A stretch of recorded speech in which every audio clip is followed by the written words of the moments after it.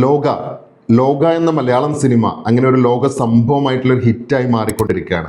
എല്ലായിടത്തും ഇത് വലിയ രീതിയിലൊരു ചർച്ചയ്ക്കാണ് ശരിക്കും ഓപ്പൺ ചെയ്തിട്ടുള്ളത്.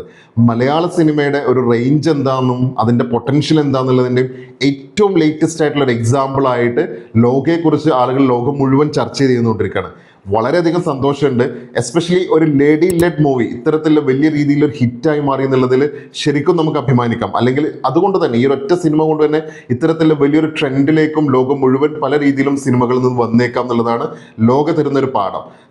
ആസ് എ കരിയർ അനലിസ്റ്റ്, ഒരു കരിയർ അനലിസ്റ്റ് എന്നുള്ള രീതിയിൽ ലോക പോലുള്ള സിനിമകൾ അത് ശരിക്കും ഒരു സിനിമയിൽ മാത്രം ഒതുങ്ങുന്ന ഒരു സംഭവമല്ല, അല്ലെങ്കിൽ ഒരു സ്റ്റോറി മാത്രമല്ല എന്നുള്ളതാണ് പറയാൻ പറ്റുക. ആക്ച്വലി അതൊരു കരിയർ എക്കോസിസ്റ്റം തന്നെയാണ് ഇത്തരത്തിലുള്ള സിനിമകളൊക്കെ ബിൽഡ് ചെയ്യുന്നത്. ഒരു സിനിമാറ്റിക് യൂണിവേഴ്സ് എന്നുള്ള ഒരു കോൺസെപ്റ്റ് അതൊരു എന്റർടൈൻമെന്റോ അല്ലെങ്കിൽ ജസ്റ്റ് ഒരു സ്റ്റോറിയോ അല്ലെങ്കിൽ മൂവി മാത്രമല്ല എന്നുള്ളതാണ് ഇതിന്റെ ഏറ്റവും വലിയ പ്രത്യേകത. വലിയ രീതിയിലൊരു കരിയർ എക്കോസിസ്റ്റം, ഒരുപാട് കരിയറുകൾ ഇതുമായിട്ട് കണക്ട് ചെയ്തിട്ട് വന്നുകൊണ്ടിരിക്കുകയാണ്.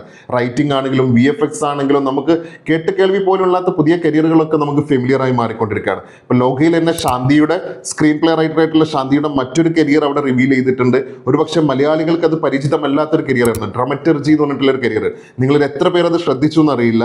സോ ഇത്തരത്തിലുള്ള വലിയൊരു കരിയർ എക്കോസിസ്റ്റം, നമുക്ക് പരിചയമില്ലാത്ത പുതിയ കരിയറുകൾ അല്ലെങ്കിൽ ഇനി നെക്സ്റ്റ് ട്രെൻഡിങ് ആയിക്കൊണ്ടിരിക്കുന്ന കരിയറുകൾ, ഡ്രമറ്റർജി പോലെയുള്ള മറ്റ് കേട്ട് കേൾവിയില്ലാത്ത കരിയറുകൾ, ഇതൊക്കെയാണ് ഇത്തരത്തിലുള്ള സിനിമാറ്റിക് യൂണിവേഴ്സുകളും അല്ലെങ്കിൽ ഇത്തരത്തിലുള്ള വലിയ സിനിമകളും ഓപ്പൺ ചെയ്യുന്നതിൽ നമുക്ക് അഭിമാനിക്കാം. സോ നിങ്ങളോടുള്ള ചോദ്യം, നമ്മളിൽ എത്ര പേര് എസ്പെഷ്യലി യുവാക്കളായിട്ടുള്ള ആളുകളൊക്കെ ഇത്തരത്തിലുള്ള ട്രെൻഡിങ് അല്ലെങ്കിൽ സിനിമാറ്റിക് കരിയേഴ്സുകളൊക്കെ ഏറ്റെടുക്കാൻ റെഡിയാണ്, അല്ലെങ്കിൽ ആ രീതിയിലൊക്കെ നിങ്ങൾ ചിന്തിച്ചു തുടങ്ങിയോ എന്നുള്ളൊരു ചോദ്യത്തോട് കൂടിയിട്ട് ഞാൻ ഈ വീഡിയോ അവസാനിപ്പിക്കുകയാണ്.